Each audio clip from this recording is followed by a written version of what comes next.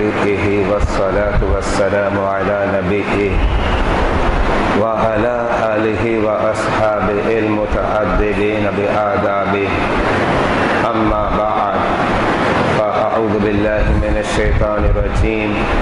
بسم الله الرحمن الرحيم.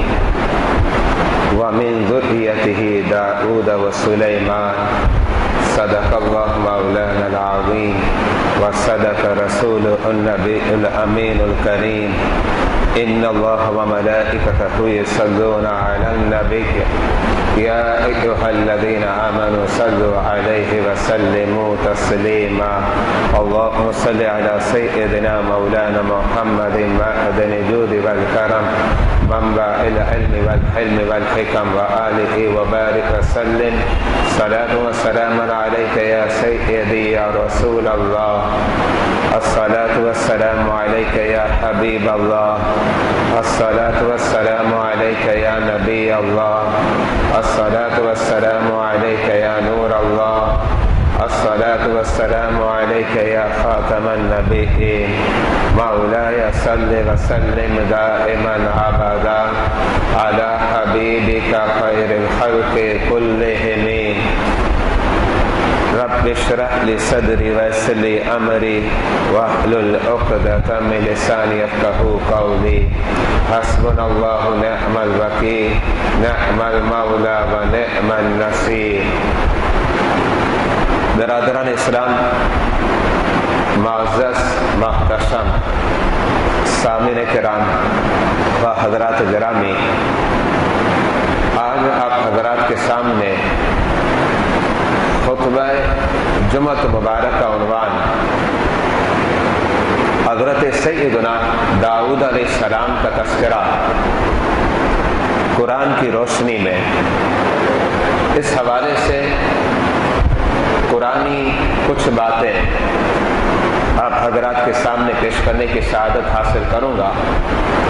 رب جلیل کلمات حق کہنے کی توفیق عطا فرما اور کلمات حق کو سننے کے بعد عمل کی مزید آگے ابلاغ و تبلیغ کی توفیق عطا فرمائے۔ آپ حضرات کے سامنے سورہ انعام کی آیت نمبر 84 کا جز تلاوت کیا۔ رب جلیل اس آیت کریمہ کے جز میں حضرت سیدنا داؤد علیہ السلام کا تذکرہ کیا ہے۔ ارشاد فرماتا ہے وَمِن ذُرِّيَّتِهِ، حضرت ابراہیم علیہ السلام کی اولاد اور ذریت سے حضرت سیدنا داؤد علیہ السلام ہے۔ یہاں یہ بات واضح ہو گئی کہ حضرت ابراہیم علیہ السلام حضرت داؤد علیہ السلام کے آبا سے ہیں۔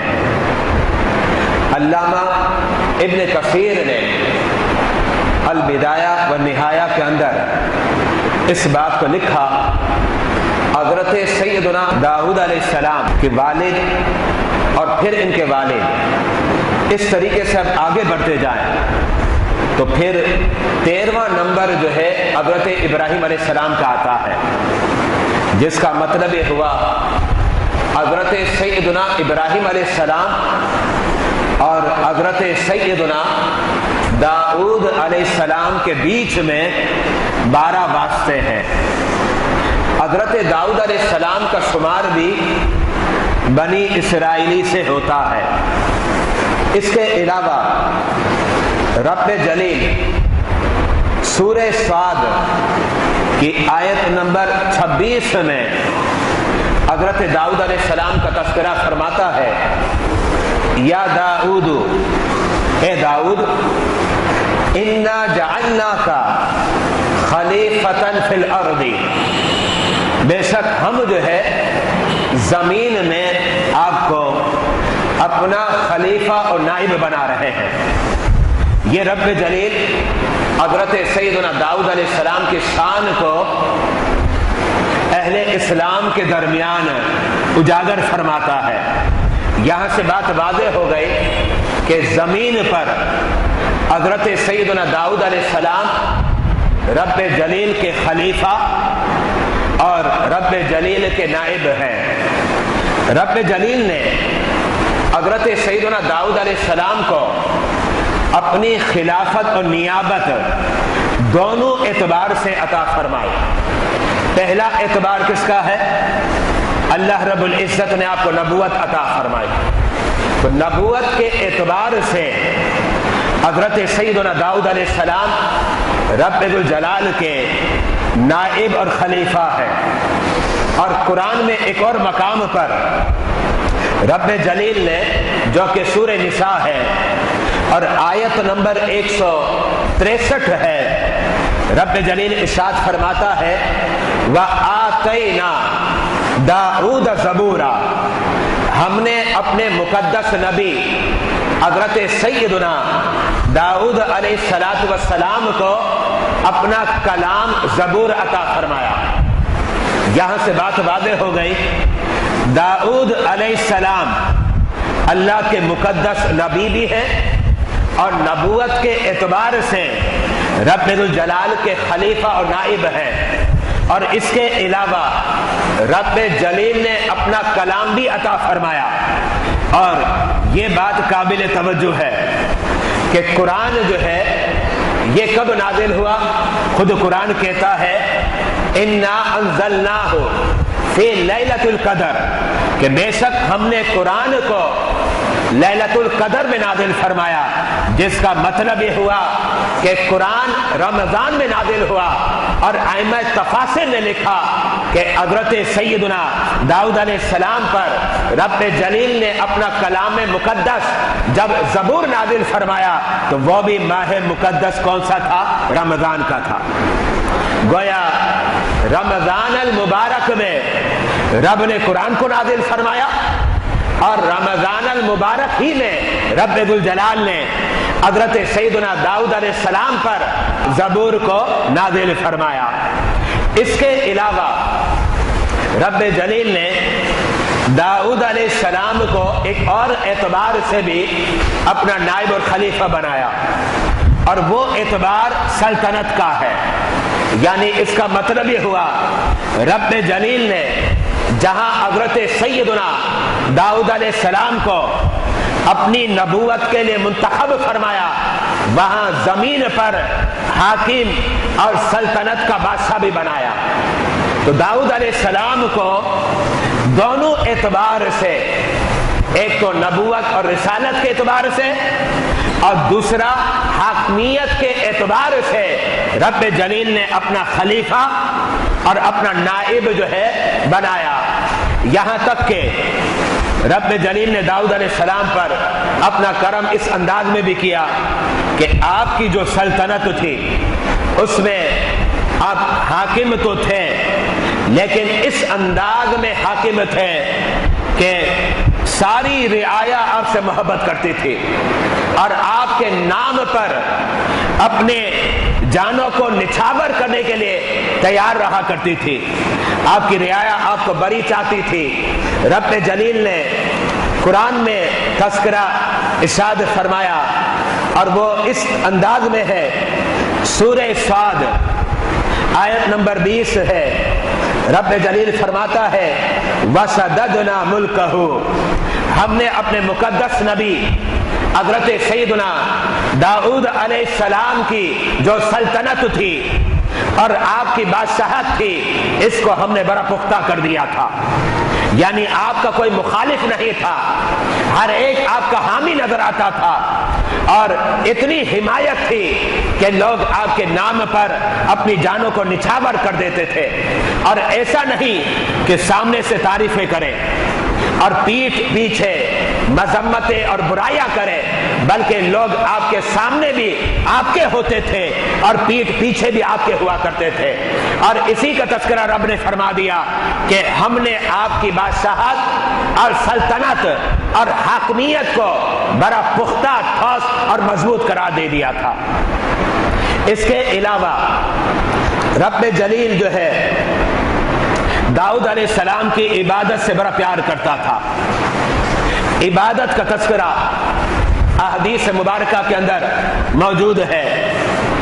और ये रिवायत जो मैं पेश कर रहा हूँ बिल्कुल सही रिवायत है।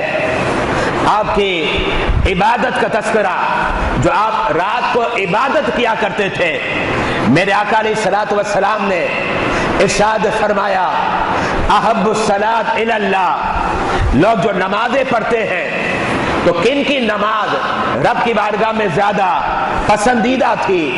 तो मेरे आका ने फरमाया सलात दाऊद, वो दाऊद अलैहिस्सलाम की नमाज थी।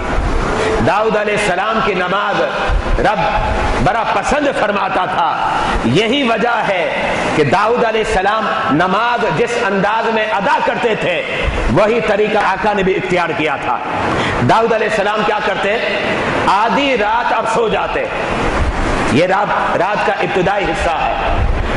आधी रात अब सो जाते, फिर इसके बाद आप खड़े हो जाते।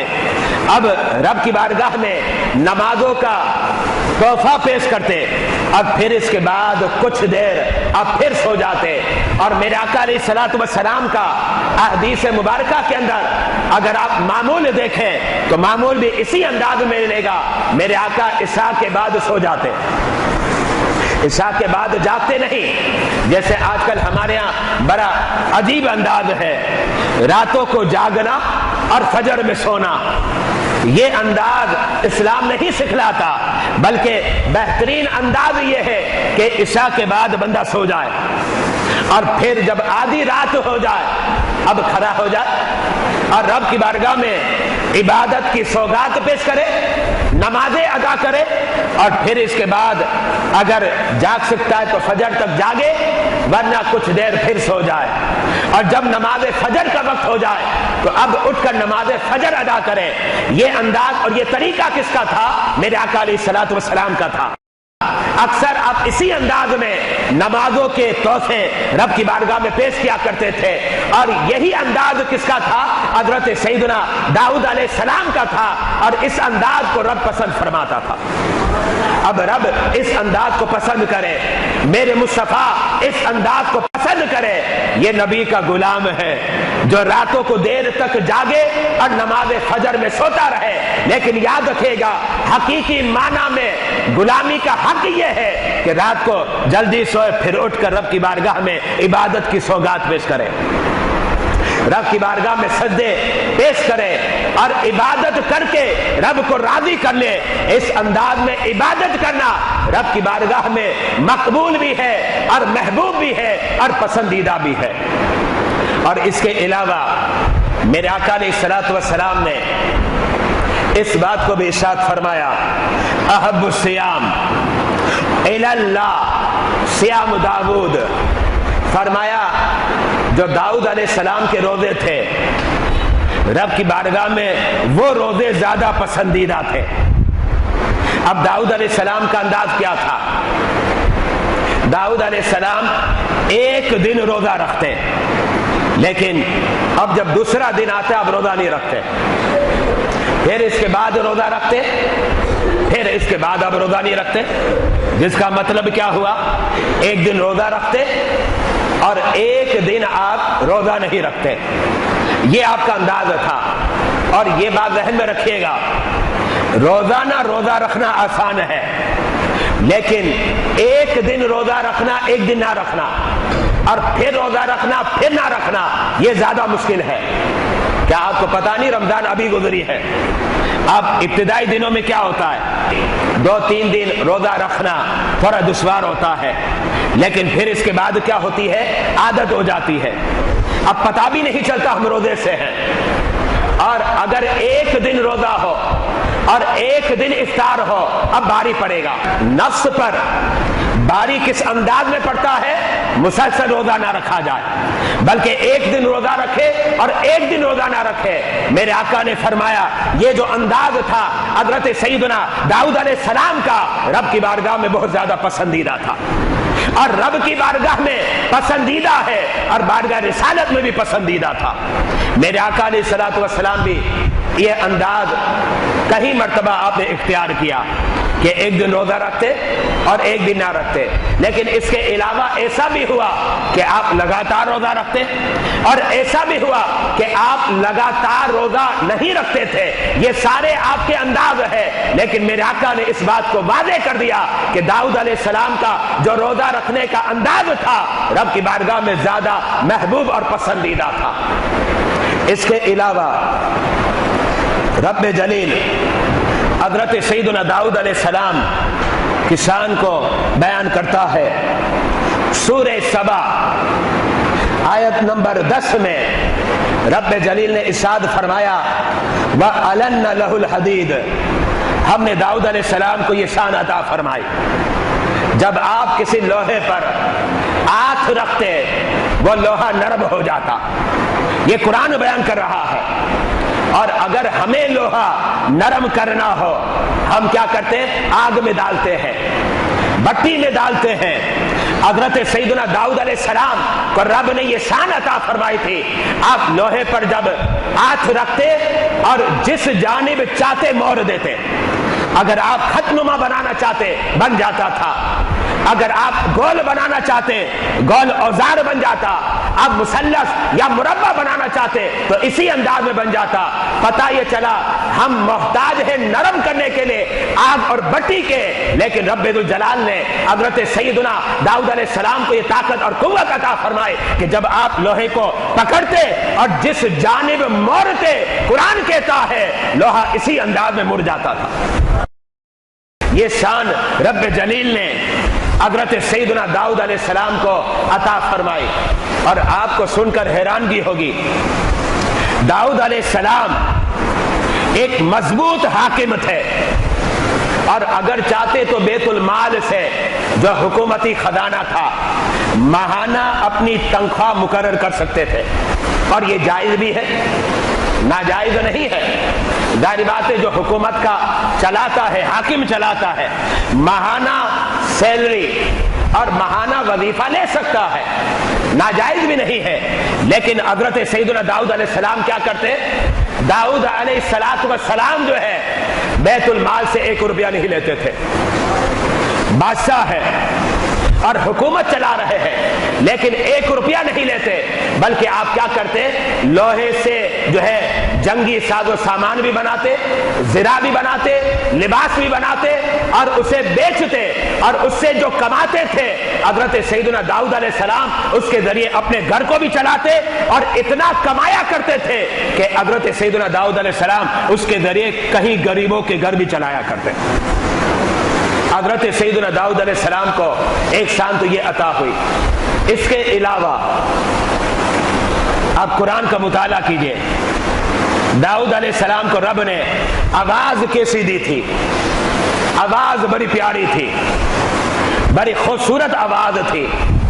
داؤد علیہ السلام جب گفتگو کرتے ہیں، اب آپ کی گفتگو کے دوران کوئی وہاں سے ہٹتا ہی نہیں تھا، بلکہ کتنی مرتبہ ہوتا کہ وجد کی کیفیت طاری ہو جاتی، لوگ آپ کے خطاب کو سنا کرتے، آپ کی باتوں کو سننے میں منہمک نظر آتے۔ آپ کہیں کہ شاید کوئی مقرر ہوگا 2-4 گھنٹے بیان کرے، کوئی کھڑا نہ ہو۔ حضرت سیدنا داؤد علیہ السلام کو رب ذوالجلال نے اتنی پیاری آواز عطا فرمائی تھی، اور آواز اس قدر پرکشش تھی کہ داؤد علیہ السلام جب گفتگو کرتے، اور رب نے یہ کمال دیا اگر 24 گھنٹے بھی گفتگو کرتے کوئی شخص آپ کی گفتگو کو چھوڑ کر اپنی نشست کو چھوڑتا نہیں، کھڑا نہیں ہوتا تھا۔ بڑی پرکیف تھی، لوگ کھانا کھانے بھول جاتے تھے جب آپ کی گفتگو سماعت کرتے، کھانے کا وقت ہوتا، اب انہیں کھانا بھی یاد نہیں رہتا کہ ناشتہ کرنا ہے یا شام کا کھانا کھانا ہے۔ اللہ رب العزت نے حضرت سیدنا داؤد علیہ السلام کو بڑی پیاری اور خوبصورت آواز عطا فرمائی، یہاں تک کہ جب آپ اللہ کا ذکر کرتے اور پہاڑ کے قریب ہوتے تو وہ پہاڑ بھی اللہ کا ذکر کرنے لگ جاتا، بلکہ مفسرین نے لکھا کہ پہاڑ پر وجد طاری ہو جاتا۔ یہ آپ کا انداز تھا، رب نے اتنا پیارا انداز جو ہے آپ کو عطا فرمایا تھا۔ اور جب آپ اللہ کا ذکر کرتے پرندے جا رہے ہو نا تو پرندوں کے کانوں میں جب آواز جائے تو پرندے اڑنا چھوڑ دیتے، جن کے جن جو ہے آپ کے دربار میں حاضر ہو جاتے۔ اور جب حضرت سیدنا داؤد علیہ السلام خدا کا ذکر کرتے تو لوگ دیکھتے پرندے موجود ہیں اور وہ بھی خدا کا ذکر کر رہے ہیں۔ رب ذوالجلال نے اتنی پیاری آواز جو ہے حضرت سیدنا داؤد علیہ السلام کو عطا فرمائی۔ اب آئے قرآن کی طرف، قرآن اس کا بھی تذکرہ کرتا ہے۔ سورہ سبا آیت نمبر 10 کا جز ہے۔ رب جلیل نے فرمایا یا جبالو، اے پہاڑوں، پہاڑ کو فرمایا اوبی معہ والطیر، یہ جو ہمارا نبی ہے داؤد علیہ السلام، اے پہاڑ تم نے کیا کرنا ہے؟ اس کی طرف رجوع کرنا ہے۔ جب یہ ہمارا ذکر کرے تو تمہاری توجہ اس کی طرف ہو جائے۔ اور رب نے پرندوں کو فرمایا والطیر، اے پرندوں تمہارا کام بھی یہ ہے جب ہمارا نبی مقدس داؤد علیہ السلام جو ہے ہمارا ذکر کرے تو تمہاری توجہ کا مرکز بھی کون بن جائے؟ داؤد علیہ السلام بن جائے۔ اس کا مطلب یہ ہے جب داؤد علیہ السلام خدا کا ذکر کرتے تو پہاڑ بھی متوجہ ہو جائے، پرندے بھی متوجہ ہو جائے۔ اور علامہ راضی فرماتے ہیں قسم خدا کی ساری خلقت وہ سب کی سب جو ہے داؤد علیہ السلام کی طرح متوجہ ہو جاتی تھی۔ درخت بھی متوجہ ہو جائے، پودے بھی متوجہ ہو جائے، ذرے بھی متوجہ ہو جائے، سمندر کا پانی بھی متوجہ ہو جائے، پہاڑ بھی متوجہ ہو جائے، پرندے بھی متوجہ ہو جائے اور جنات بھی متوجہ ہو جاتے تھے۔ رب جلیل نے یہ مقام اور یہ شان جو ہے حضرت سیدنا داؤد علیہ السلام کو عطا فرمائی۔ یہی تذکرہ رب جلیل نے قرآن میں ایک اور مقام پر بھی کیا۔ سورہ صاد ہے آیت نمبر 18، رب جلیل فرماتا ہے انا سخرنا الجبال، ہم نے پہاڑوں کو مسخر کر دیا، مطیع اور فرما بردار کر دیا۔ کس کا؟ معہو، حضرت داؤد علیہ السلام کا۔ پہاڑ بھی مطیع ہو گیا، یہاں تک کہ بعض ائمہ تفاسیر نے اپنی کتابوں میں لکھا تھا کہ داؤد علیہ السلام جب پہاڑ کو حکم دیتے پہاڑ اپنی جگہ چھوڑ کر آگے بڑھنے لگ جاتا۔ یہ بھی بعض ائمہ تفاسیر نے لکھا۔ اور قرآن کیا کہتا ہے؟ اِنَّ سَخَّرْنَا الْجِبَالَ مَعَهُ، ہم نے پہاڑوں کو حضرت سیدنا داؤد علیہ السلام کا مطیع بنا دیا، فرما بردار بنا دیا۔ یسبحنا، جب ہمارا داؤد ہمارا ذکر کرتا ہے تو پہاڑ مطیع اور فرما بردار ہوتے ہوئے وہ بھی ہمارا ذکر داؤد کے ساتھ کرنے لگ جاتا ہے۔ قرآن بیان کر رہا ہے۔ اور پھر رب جلیل فرماتا ہے سورہ صاد ہی میں آیت نمبر 19 کے اندر وَالطَّيْرَ مَحْشُورًا، اور پرندے جب اڑ رہے ہوتے تو اپنا اڑنا چھوڑ دیتے اور داؤد علیہ السلام کے ارد جمع ہو جاتے۔ یہ قرآن کہہ رہا ہے وَالطَّيْرَ مَحْشُورًا، پرندے حضرت سیدنا داؤد علیہ السلام کے ارد گرد اکٹھا اور جمع ہو جاتے۔ اور پھر قرآن کہتا ہے کُلٌّ لَّهُ أَوَّابٌ، رب نے یہ فرما دیا ان پہاڑوں کو، ان پرندوں کو کہ سب کے سب داؤد کے مطیع فرما بردار ہو جاؤ، داؤد کی اطاعت کرو۔ رب جلیل نے حضرت سیدنا داؤد علیہ السلام کو اتنا عظیم مقام عطا فرمایا۔ اور اسی لیے کہا جاتا ہے کہ آپ کی حکومت پرندوں پر تھی اور آپ کا جو لخت جگر حضرت سیدنا سلیمان علیہ السلام تھے، ان کی حکومت بھی پرندوں پر تھی، جنات پر تھی، ہوا پر تھی۔ رب جلیل نے یہ شان اور یہ کمال اور یہ وجاہت اپنے فضل اور کرم سے ان مقدس انبیاء کو عطا فرمائے۔ حضرت سیدنا داؤد علیہ السلام کا جب وصال ہوا قابل توجہ ہے۔ میں نے وہ باتیں پیش کی ہے جو بہت زیادہ معتبر ہے اور مستند ہے، ورنہ داؤد علیہ السلام کے حوالے سے بڑے قصے ملتے ہیں، اگرچہ کچھ ایسے قصے جو معتبر ہیں میں نے بیان نہیں کیے، لیکن بعض قصص ایسے ہیں جو غیر معتبر ہیں اور ان کی کوئی اصل نہیں ہے، علماء نے ان پر بڑی تنقیدیں کی ہے، لیکن میں نے وہ باتیں پیش کر دی جو قرآن نے بیان کی ہے۔ اس لیے ہمارا آج عنوان یہی تھا کہ حضرت داؤد علیہ السلام کا تذکرہ قرآن سے. تو قرآنی باتیں میں نے آپ حضرات کے سامنے پیش کر دی، لیکن یہ یہود و نصارہ کی جو کتابیں ہیں ان کتابوں کے اندر بھی حضرت سیدنا داؤد علیہ السلام کا تذکرہ ہے. کبھی تو وہ شان بیان کرتے ہیں اور کبھی معاذ اللہ یہ بھی کہہ بیٹھے کہ داؤد علیہ السلام جو ہے ایک عورت پر فرشتہ ہو گئے. معاذ اللہ اس طریقے سے قصے بیان کرتے ہیں. ہم کہتے ہیں الحمدللہ ہمارا مذہب اسلام ہے، اور مذہب اسلام یہ سکھلاتا ہے جہاں ہم اپنی جانوں کو نچھاور کرتے ہیں نبی کے نام پر، الحمدللہ ہم سارے انبیاء کا ادب کرتے ہیں، خواہ وہ موسیٰ علیہ السلام ہو یا پھر عیسیٰ علیہ السلام ہو یا پھر حضرت سیدنا سلیمان علیہ السلام ہو یا پھر داؤد علیہ السلام ہو. الحمدللہ ہم سارے انبیاء کا ادب اور احترام کرتے ہیں، اور گستاخ وہ ہوں گے، ہم تو ادب کے ماننے والے ہیں، ہم تو ادب کے بھکاری ہیں، تعظیم کے بھکاری ہیں، اور ہمارا انداز اس کے اندر آپ کو ادب، احترام، تعظیم اور توقیر ہی ملے گا. الحمدللہ حضرت سیدنا داؤد علیہ السلام کا وصال ہوا تو کیا ہوا؟ آپ کے جنازے کے لیے دور دراز سے سارے لوگ آنے شروع ہو گئے.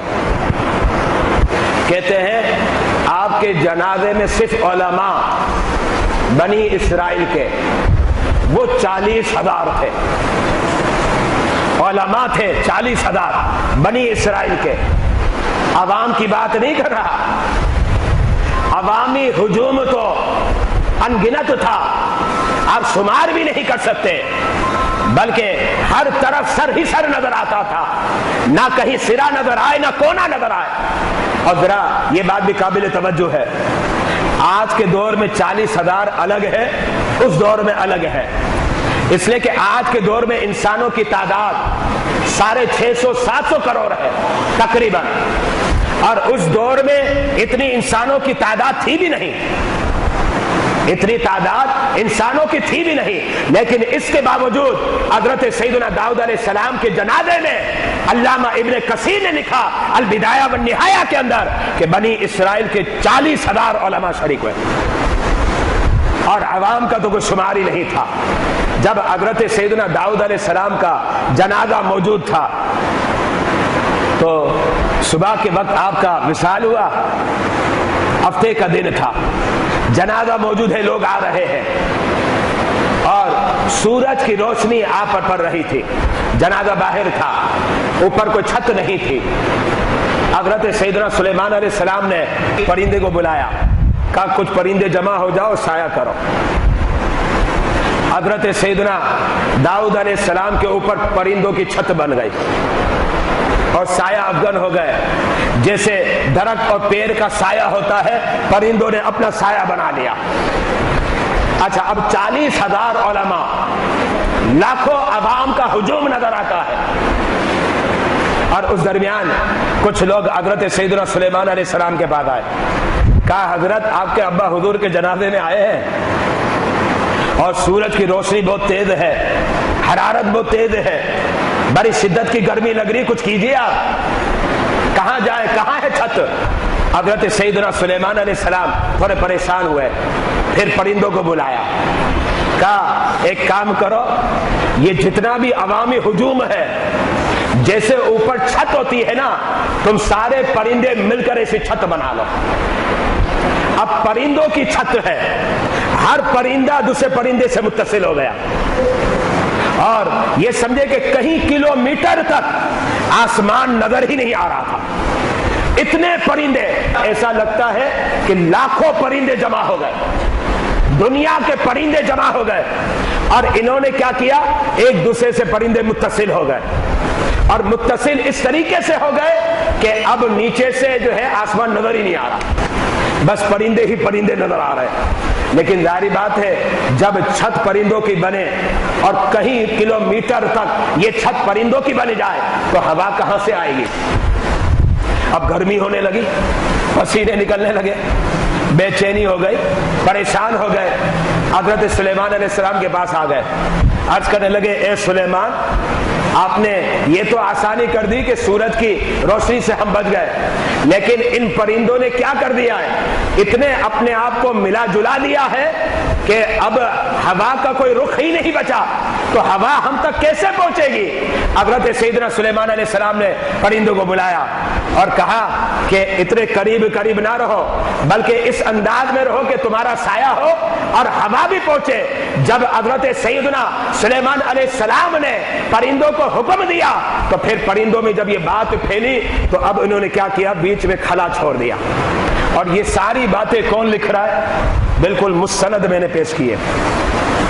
علامہ ابن کثیر البدایہ والنہایہ کے اندر لکھ رہا ہے، یعنی رب انبیاء کرام کو کتنی عظمتیں عطا فرماتا ہے، کتنی شانیں عطا فرماتا ہے۔ اسی لیے مسلمانوں کا اس بات پر اتفاق ہے، یاد رکھنا خلق خدا میں سب سے افضل اور برتر جو ہے یہ خدا کے انبیاء اور رسول ہے۔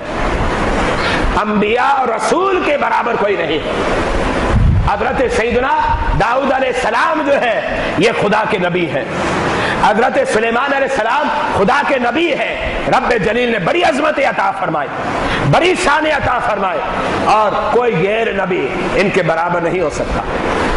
یعنی اس کو بالکل واضح میں کر دو، بالکل واضح کر دو، صحابی جتنا بھی بڑا ہو جائے، اہل بیت جتنا بھی بڑا ہو، خواہ وہ حضرت سیدنا امام حسین ہو یا حضرت امام حسن ہو یا حضرت سیدہ فاطمہ ہو یا حضرت سیدنا صدیق ابوبکر ہو، یہ سب اپنی جگہ پر ہے، ان کی عظمتیں بہت ہیں، لیکن انبیاء کے برابر نہیں ہے۔ سب سے افضل خدا کی خلقت میں انبیاء کرام ہے، اور پھر انبیاء کرام کے بعد جو ہے اب میرے آقا کے صحابہ ہیں، اب میرے آقا کے صحابہ ہیں۔ لیکن صحابہ کرام اگرچہ عظیم سے عظیم مقام پر فائز ہے، لیکن انبیاء کے برابر نہیں ہو سکتے۔ اور اسی طریقے سے جس مقام پر صحابہ کرام فائز ہے، غیر صحابی ان کے مقام کے برابر بھی نہیں ہو سکتا۔